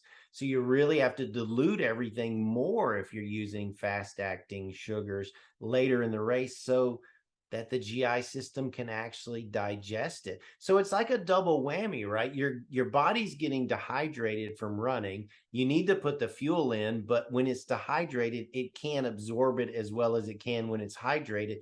So then you get into this cycle where you're never going to catch up. You're always going to be behind in your nutrition and hydration. And then the brain is going to say, I'm sorry, I'm not going to allow you to fulfill your potential because I'm concerned about what's going on. And you kind of have a pity party and slow down. That's what most of us do. So I feel like that's been the biggest challenge with fast acting carbohydrate sources in the marathon is it may be fine early, but then it really doesn't fit with what the GI system and the brain are doing later in the race. So we have to find a system that keeps both of those happy. And Emma, I'm sure, is going to talk about this, but once you do, then suddenly you have power, you have excitement for the last 5 or 6 miles of the race. And that's what you want in the marathon. That's where you can fulfill your potential, is if you have kind of that energy and excitement over the last few miles, as opposed to kind of dreading it and kind of going to that horrible sort of run walk method that some of us do as we've kind of hit the wall and bonked. Right. And that fast acting sugar strategy for a lot of people, that's kind of been like the go-to, the mainstream strategy, right? That's sort of when you start the marathon, what you might learn, what you might read about. Emma, for you, like how much of what Greg was talking about resonated? Was the fast acting kind of sugar-based fueling strategy what you started with? And how did you kind of learn for your first marathon what to do or how to fuel? Yeah, for my first marathon, I took a like a carb drink with like real sugars in it for every 5K. And I eventually, yeah, couldn't get any more down just because my stomach wouldn't take it. And I was dreading every single, station after the first 10K. And so I knew that I needed to keep those nutrients down in order to not bonk though. So I was like trying to like force myself to keep it down, but eventually I couldn't. And then I ended up slowing down immensely after, everything kind of came out of me. And then, I mean, again, you're just so defeated at that point because, there's nothing more that you can do. It's just like the race is gone and you worked so hard for it, and it's just a fueling issue. And that's like what is so frustrating about it, because you want to like push your body to the next limit, but you can't when you don't have that fuel in you. And you talked about for your first marathon, trying kind of the drink-based approach. I'm sure as you went along and you were trying to figure out, you probably messed with everything, right? Whether it was gels or chews or whatever it might be. But at the root of it, if it's all kind of that same fast-acting sugar, it's going to be a similar experience for your stomach. Is that what you found? Like, did you try different formats of fuel and still feel the same result? I tried a few different ones, so real sugars and artificial sugars, and definitely like same results. Is always just like the spikes of the like my energy level also was just like really jarring. It didn't feel good when I took some of the gel down, and then like I would feel great for like 5 minutes, but then completely crash. And so I got to the point of like I really looked forward to taking it, but it wasn't enough, and so I tried to take more down, which upset my stomach even more. And then, I mean, it just became a vicious cycle of, just trying to fuel myself more and more and feel that kind of energy spike, but it just didn't last. As Emma's kind of talking about that, feeling that energy spike, I mean, we talked a lot about the stomach impact and, kind of, I guess one of the other ironic byproducts is it's setting you up for a fueling strategy where you're fueling more frequently and having to take in more at the same time. Greg, you were talking about it's harder to take in more, right? So, but you're kind of needing to compensate for the energy. So, there's definitely people that can get it right, but I think for a lot of runners, from Emma's level all the way down, this is one of the biggest challenges that they face when it comes to fueling for the marathon. So, I mean, I guess we've kind of led ourselves to this point, but ultimately, like, what brought you to wanting to try UCAN in your training?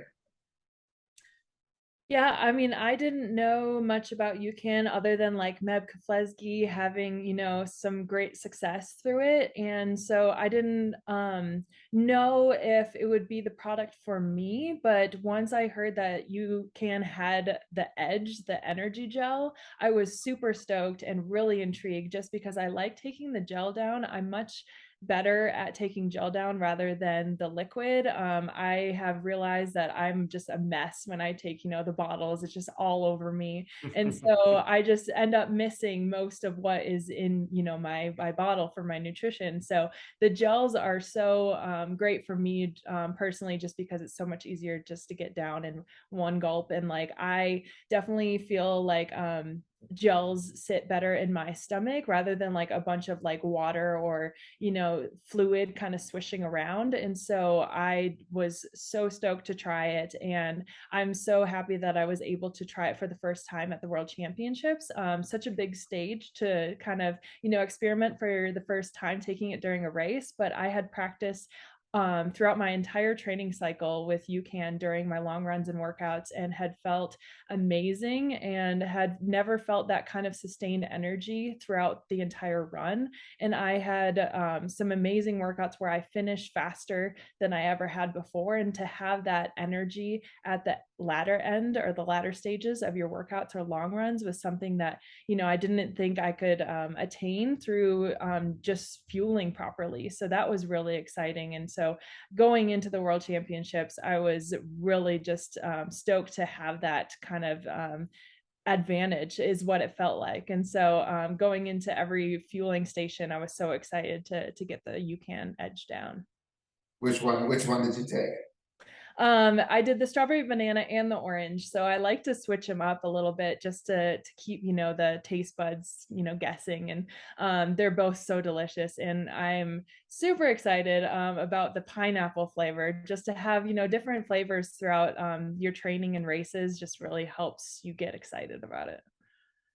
Yeah, and if you keep creating, funny videos like the one you posted about the pineapple edge on Instagram, we might have to keep launching new flavors. So more to come. But no, Emma, I think it was really what you just shared was really awesome because you've kind of it's really a testament, I guess, to the uniqueness of the edge and the live steady carbohydrate in UCAN and how it's so different on the stomach than sugars because you kind of, like you mentioned, have put a lot of different things to the test, and that was one part of the marathon that you hadn't been able to crack. So we were also really curious to see how it would hold up for you under that stress of running 2:23 and setting a minute PR. And so to hear that both the energy felt steady, but maybe you can comment on this. How is it from a stomach standpoint compared to other marathon experiences that you've had?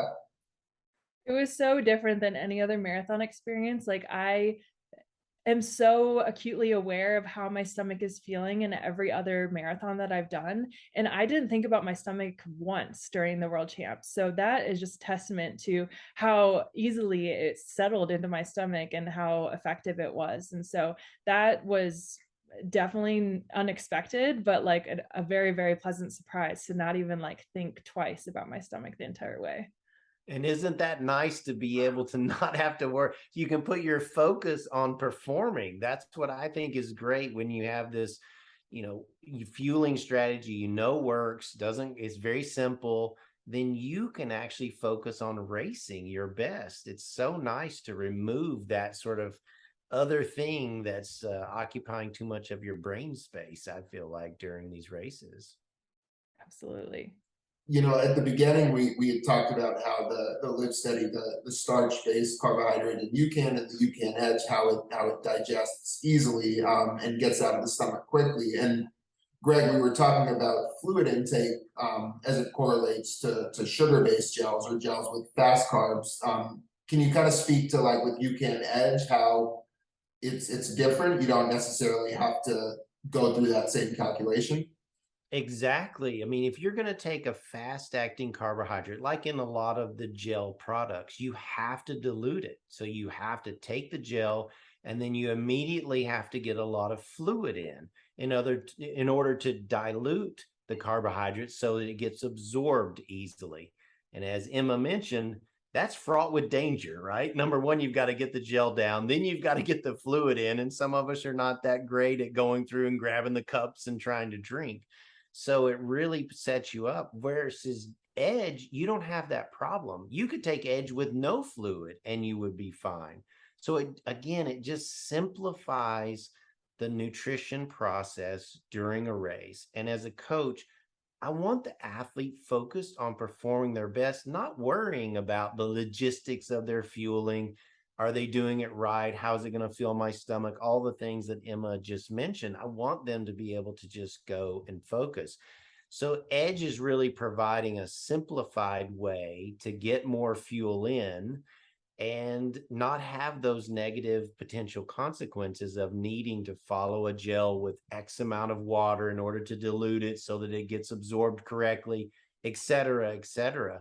And that's what athletes are saying. When they use Edge, it just simplifies their nutrition. Their timing does not have to be as exact. All of these things that you worry about, right? If you're using a fast acting carbohydrate, you're worried about the timing. You can't miss a timing, or you have the crash. You have the spike and then the crash. You have to dilute it.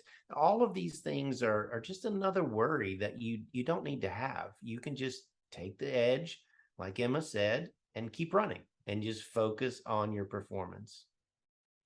Did you have water along with the Edge, Emma, when you use it in training or when you used it at the World Championships? I don't normally during training. I just had I attached my gel to my water bottle as more of just an avenue for the gel to get to me. But I would sometimes take a sip, but I didn't feel like I needed to at all. The Edge is so unique in its like consistency. Also, it's very like it tastes like a smoothie. It's not like as thick as a smoothie. It's very easy to get down. So I don't feel like I need to like wash it down with anything. And also it tastes really good. So I don't like want to get the flavor out of my mouth. It just tastes great. So I like it to just sit in there. It's awesome. And like she mentioned, I think it's nice that there's a variety of flavors. So you don't get flavor fatigue. You don't get like, oh, I don't want another, cherry, whatever. You have the variety. I think that's a great strategy for athletes to have some variety so you don't get sick of one thing over 2, 3, 4, 5, or 6 hours. So let's talk a little bit, Emma, about what you actually do, how you use Edge. We'll start with training, and then I know people definitely are going to want to hear kind of your race day or perhaps your race weekend even routine. Greg, we'll talk hear from you as well on some overall plans on race weekend and race day fueling because we haven't talked too much about that yet. But in terms of the way you use Edge in training, let's start with a long run. Tell us like what a long run looks like for you in terms of mileage, in terms of time, and then how you might use Edge for a long training run. So typically for my long runs, I do like 20 to 24. So either 20, 22, or 24 is typically the amount that I do. And so every 5 miles, I have a gel. So it's great. My coach is out there and he's waiting for me every 5 miles. And so I can take the gel and then give the wrapper back to him. So I'm not like carrying the wrapper around, which is really nice. And I'm not littering around. So that's also great. And I will alternate taking the strawberry banana and then the orange every 5 miles. So I either do 4 or 5 during my long runs.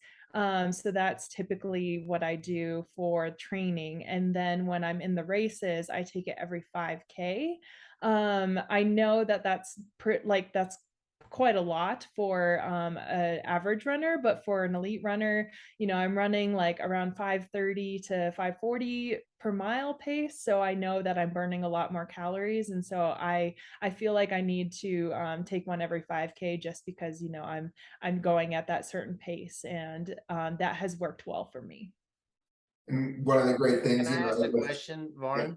Yeah, please. So, when at your long run pace, what's the time for 5 miles? Because I think that helps the regular runner, right? Because we all, if you're running 5 minutes a mile versus 10 minutes a mile, is that like 30 minutes, 35 minutes or so for you? You're taking a gel during your long runs? Yeah, like anywhere from 30 to like 45 minutes. Yeah. So I think that fits in with what we recommend for most regular runners, just every 40, 45 minutes, take another gel or another edge. That's perfect.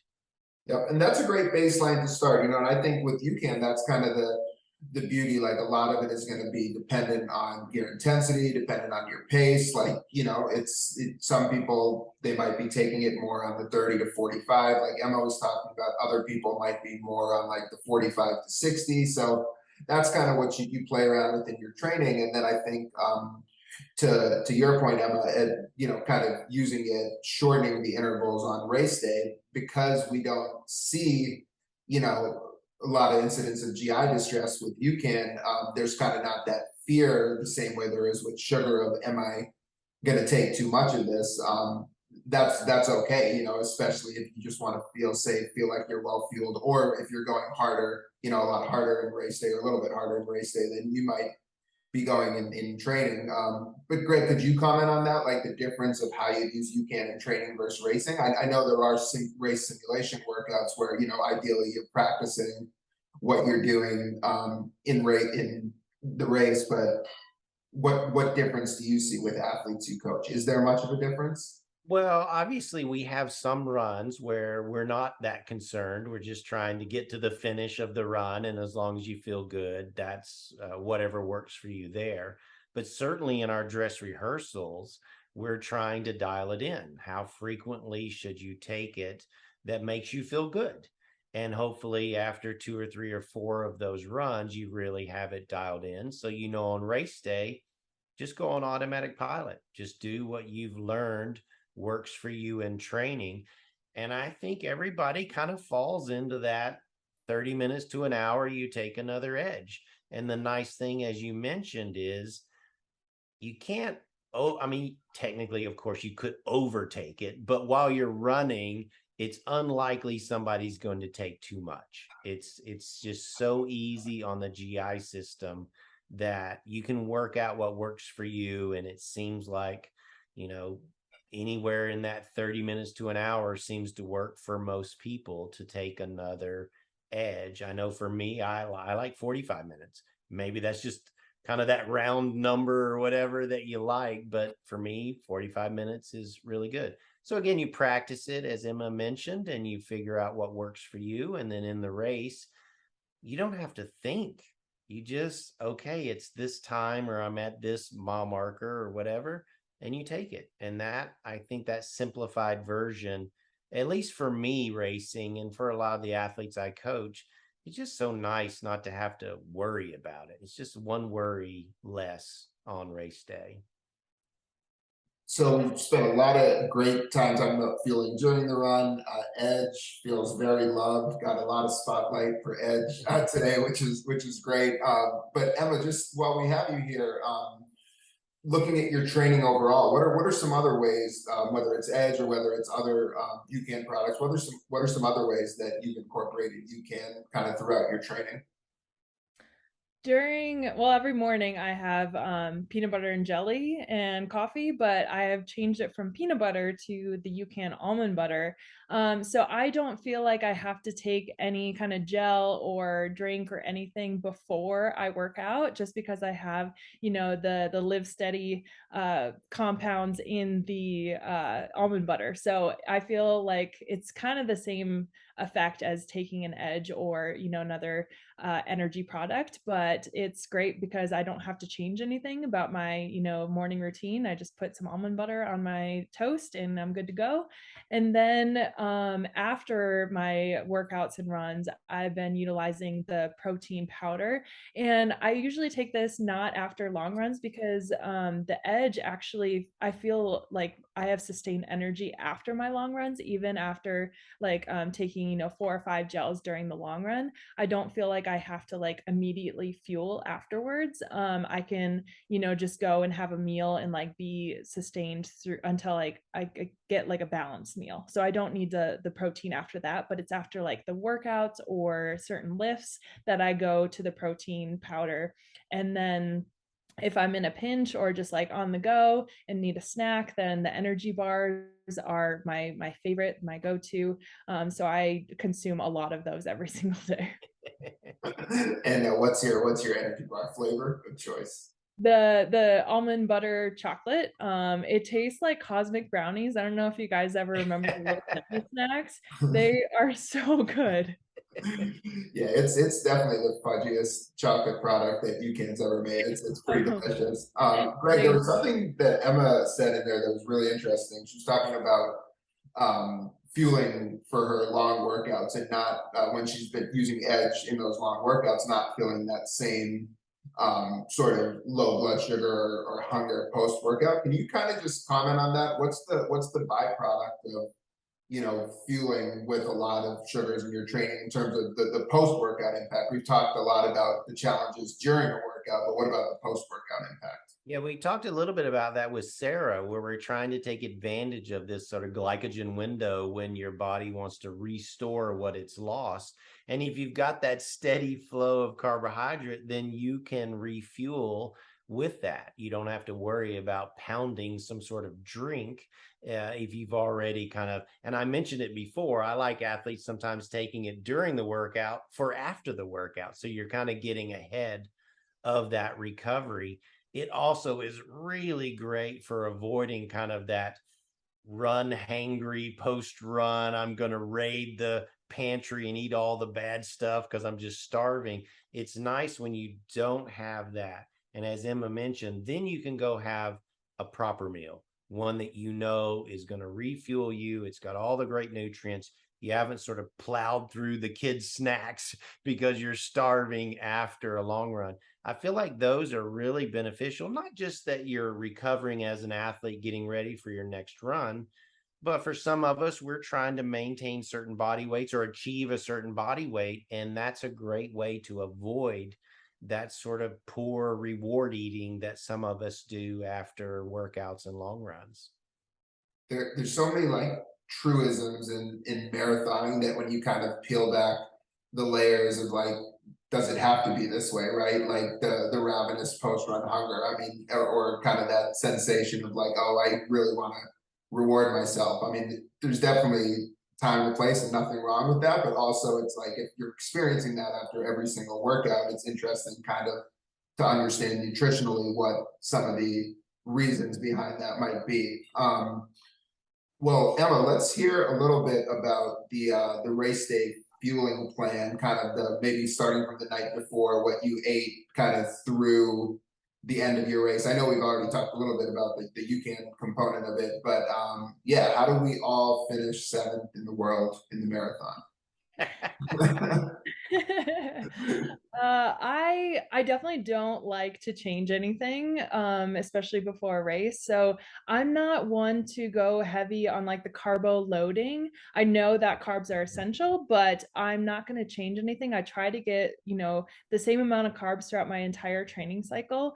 And then, so my race meal the night before would be just a balanced meal of like proteins, carbs, fats, and dairy, and all the things. So that usually consists of like a big piece of steak and a side of broccoli or vegetables, some rice, or potatoes, or anything, like a thing of bread.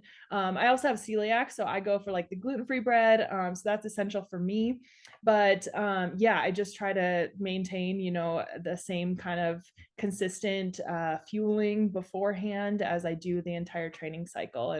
And the one thing that I might change is like having like a glass or two of wine, because when I do the marathon, you have to get to bed pretty early and wake up very early. So I need a little extra boost in like trying to get to bed on time. So I love drinking wine whenever I can, but that's something that's pretty special beforehand. It's kind of like a nice little treat.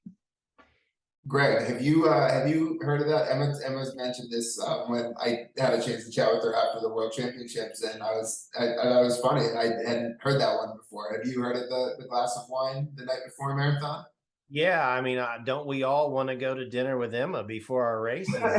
Nice, because it sounds like a lovely environment. You're just having a regular meal, glass of wine. You're not worried about, am I getting what I need? Or you're at the pasta feed. It's just sort of normal. It also opens up a lot more restaurants before the night before. You're not fighting with everybody to get to the Italian place for the pasta. So no, I agree 100%. I think that a lot of people, if you have good nutrition on a regular basis, you don't have to do anything significantly different before. Just keep eating a good balanced diet that does have the carbohydrates in it, and eat things that are really easy on the stomach, help you go to sleep because you're gonna have a little bit of a nervous stomach, obviously.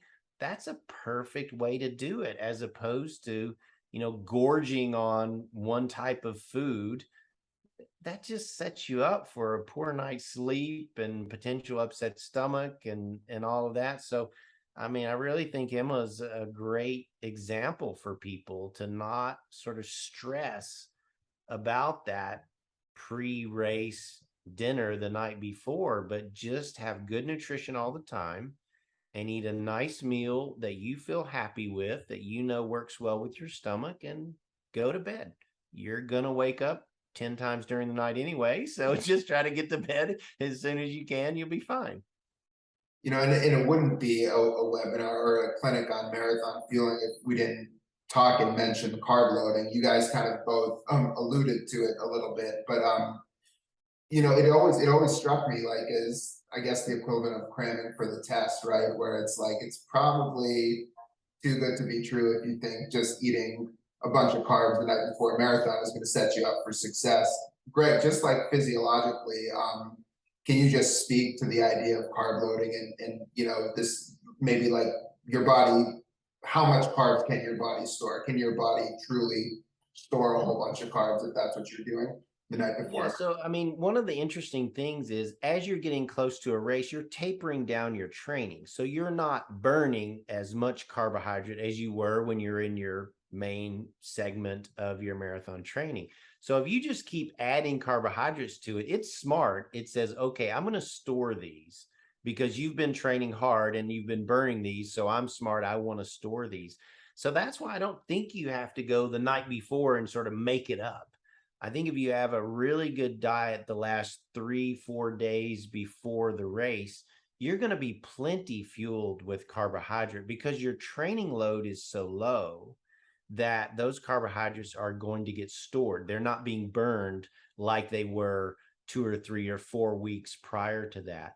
So for me, I'm always advising athletes, let's just think about making sure we eat a really good diet for the last 3 days before the race. Then you don't have to make this kind of crazy dietary change the night before the race, eating a lot of something that maybe you don't eat a lot of anyway, sort of gorging on carbohydrates. That seems to take the pressure off. Again, for the athlete, you've got to manage their brain in the last few days before the race because you're about to go do something that's really important to you that has not a known outcome, but a hopeful outcome. So you really want the athlete to be very calm and comfortable so they can go and perform. So that's why I think kind of just having a really good basic nutrition that you follow in the last 3-4 days, it's plenty to give you enough carbohydrate stores for the race. You don't have to gorge on them. You shouldn't avoid them in the last 2 or 3 days. You just have a regular amount and you're going to be fine. We've talked a lot about fueling and fueling around the workout, and we kind of just have touched a little bit here in the last few minutes on overall nutrition and daily nutrition. Emma, just kind of in closing this out, just one last one for you. In terms of your daily nutrition principles, and you just mentioned that, you're really not trying to change things up too much going into the race. So you touched on some of those principles, but what are some things you try to follow just with overall eating outside of workouts to allow you to be a healthy and successful athlete? I mean, first and foremost, 3 balanced meals throughout the day, breakfast, lunch, dinner. You can't skimp out on either of those. And then, I mean, when you're marathon training, I'm running like upwards of 120 miles a week. So I have a lot of snacks on hand. So I'm always prepared wherever I go with a bag of, either the energy bars, UCAN bars, or the protein shake, anything just to be there for me whenever I feel like I need it.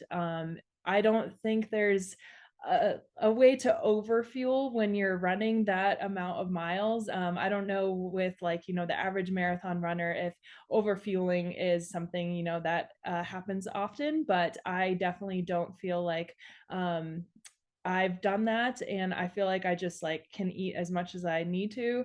And it's almost like a chore sometimes because I do eat so much, but I know that the more I eat, the better fueled I'll be and the faster I'll run. So I'm just trying to focus on, getting all the essential nutrients and vitamins every single day. That's awesome. And Greg, what just kind of any comments on that? Like obviously for Emma, it's going to be different in terms of the demands and the load that she's training at. But for the everyday marathon runner, what are some core things that you think they could benefit from nutritionally from focusing on? I agree with Emma. I think just eating a well-balanced diet is all you have to do. If you just have your proteins, fat, carbohydrates, you get your vegetables, you're probably going to be good. You don't have to look for any sort of secret, magic in it. Just regular basic diet works great for everybody. You modify a little bit before, during, after hard workouts and races, but that's really it. You're just kind of following the same process. And as long as you're eating a well-balanced diet, you're going to be fine. You don't have to worry so much. Again, sometimes runners, we get too worried about the details, and the details are important, but sometimes they can kind of lead to a paralysis by analysis where we're kind of overthinking a little bit. That's why I think it's a kind of refreshing to hear Emma talking at her level, right? Like elite, top of the top level. Basic nutrition is what she's doing to perform her best. That's a great lesson for all of us. And when we talk about balance, like so much in terms of nutritional balance, what it's going to help you achieve is stability in your blood glucose, right? Which is like so core to exercise performance and feeling good. And Emma, when you were talking about the 3 balanced meals and talking about the addition of UCAN as snacks, like that's something I think is very important. When we think of incorporating UCAN throughout your day, it's an and product. It's not a replacement product, so it's something that you're having on top of your good balanced meals. But at the same time, the great thing about UCAN is, unlike other grab and go and convenience snacks, it's going to support that stabilization of blood sugar. So it's you're achieving the same thing from a snacking standpoint that you're trying to achieve by putting together a balanced meal. So yeah, I mean, when you're training hard, running a marathon, the energy demands, like you're gonna, like you were talking about, Emma, you're gonna feel hungry, and a lot of people at whatever level they're training at, they go through that, and you can definitely be something that you can incorporate between meals to kind of smooth out some of those low blood sugar periods or some of those, really hungry periods throughout your day.